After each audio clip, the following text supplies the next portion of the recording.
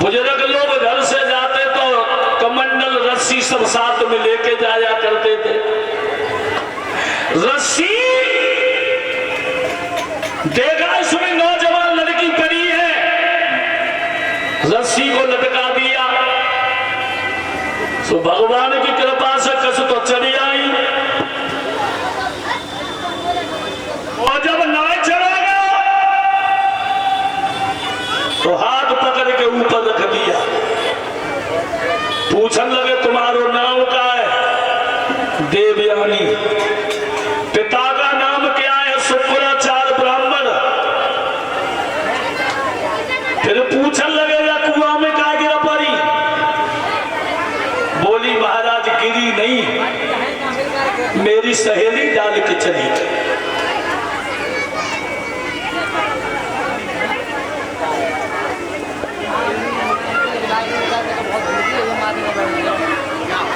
भैया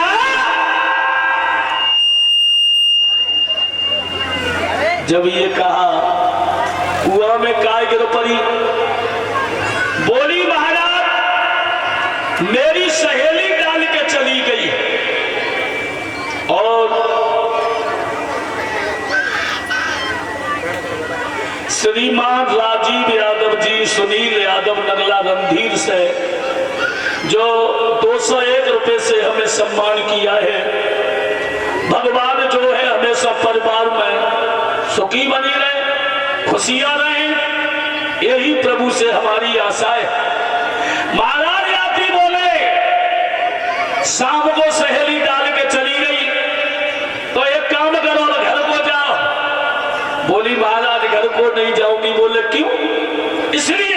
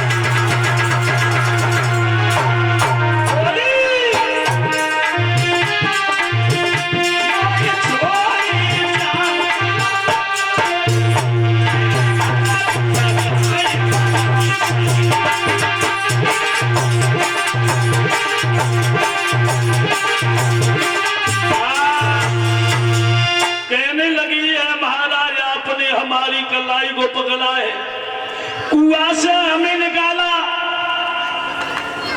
अब मैं घर नहीं जाऊंगी। महाराज याती सोचने लगे जो अच्छी बीमारी लगी, अरे घर जाओ ना। कहने लगी महाराज आपने हमारी कलाई पकड़ी है, अगर मैं अब दुल्हन बनूंगी तो तुम्हारी ही बनूंगी।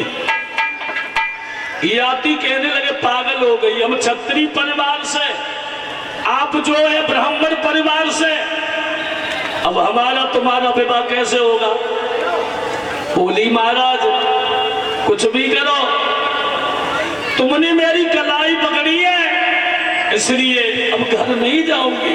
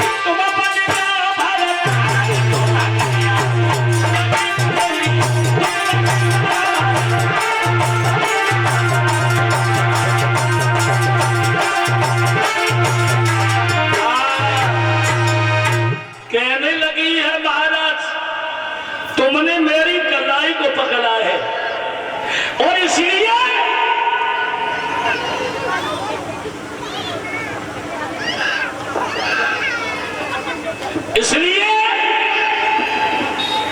तुम ही मेरे पति बनोगे।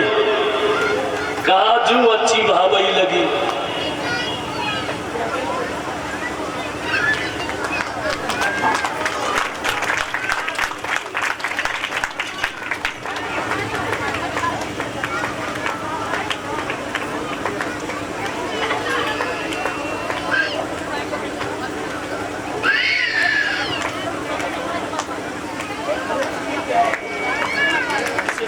तो कुछ है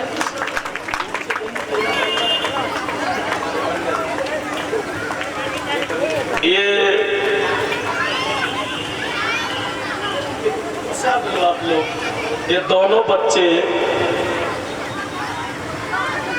जो नारायण और लक्ष्मण बेटा,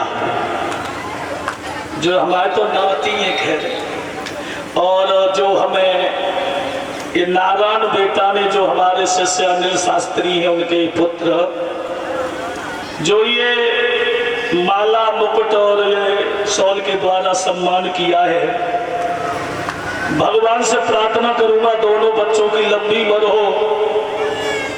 यही ईश्वर से मेरी कामना है, आगे चल करके माता पिता का नाम रोशन करें और ईश्वर परिवार में हमेशा खुशियां बनी रहे।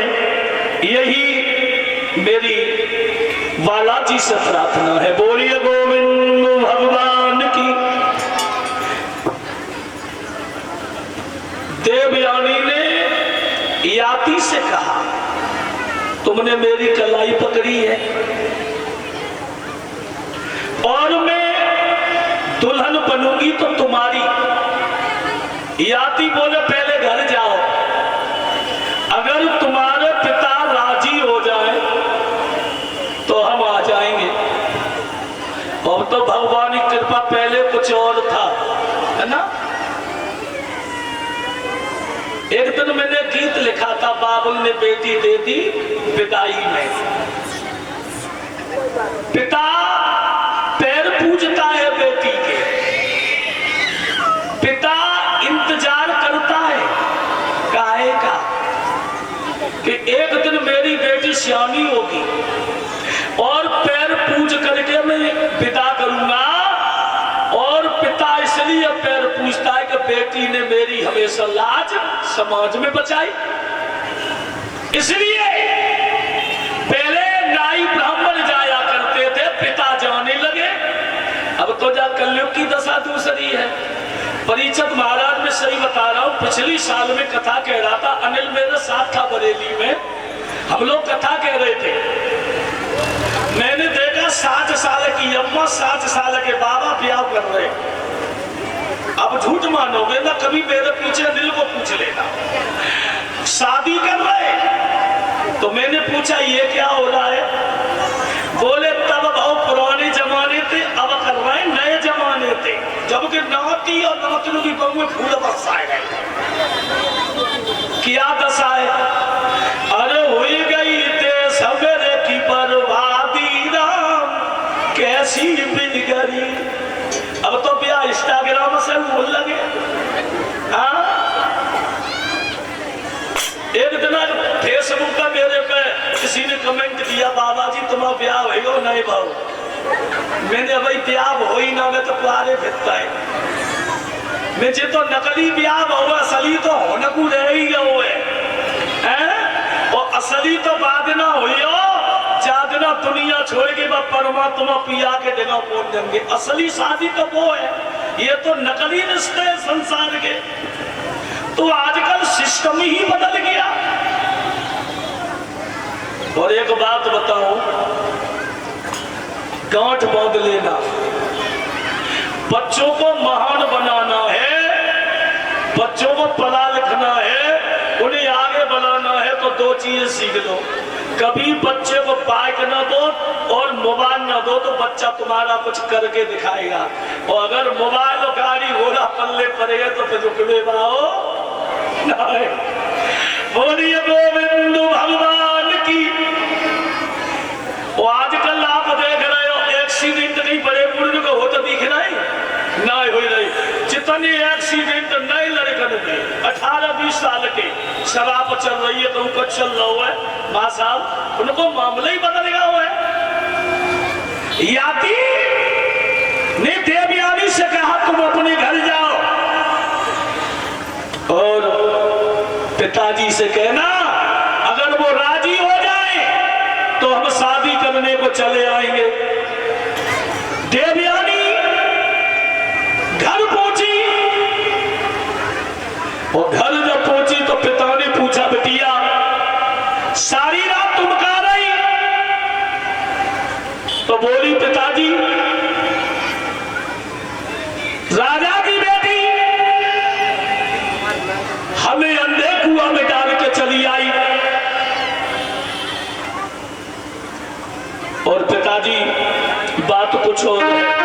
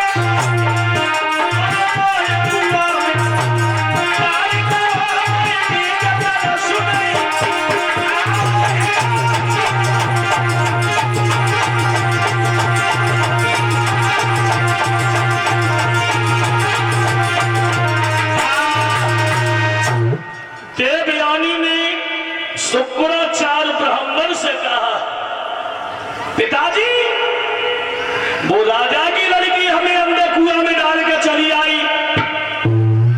प्रयाग नरेश राजा याती नहीं आते तो मैं रो रो के मर जाती। ब्राह्मण के दिमाग में झटका लगा जहां तुम्हारा सम्मान न हो, जहां अनादर होता हो, जहां सत्कार न हो, ऐसी जगह पे जाना भी नहीं चाहिए।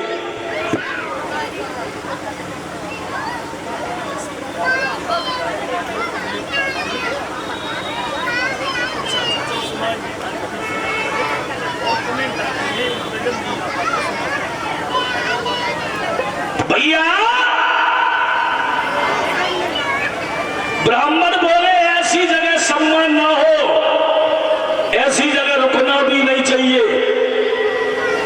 नगर को छोड़ करके चले। विश्वकर्मा को मालूम पड़ गया। कहने लगा गुरुदेव कहां जा रहे हो? कहने लगे बोले राजा तेरी लड़की ने हमारी कन्या को और कुआं में डाल दिया, ऐसी जगह रहना अच्छा नहीं है। बोले गुरुदेव अगर बच्ची ने कोई पाप किया है तो सजा हमें दे दो। बोले ना ना ना, जो पाप करता है वही दंड का भागी होता है। तुम्हें मार देंगे तुम्हारे कर्म और तुम्हें तार देंगे तुम्हारे कर्म। कोई तुम्हारे साथ में गलत कर रहा है, तुम निर्बल हो, वो बलवान है, उससे झगड़ नहीं पाओगे, लड़ नहीं पाओगे, तो याद रखना उसे मार देंगे उसके कर्म और तुम्हें तार देंगे तुम्हारे कर्म। उसे मार करके ना बिगाड़ो धर्म।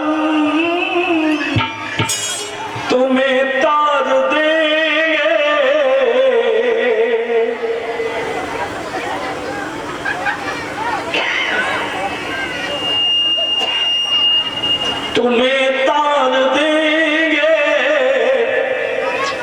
तुम्हारे कदम। कहने का मतलब है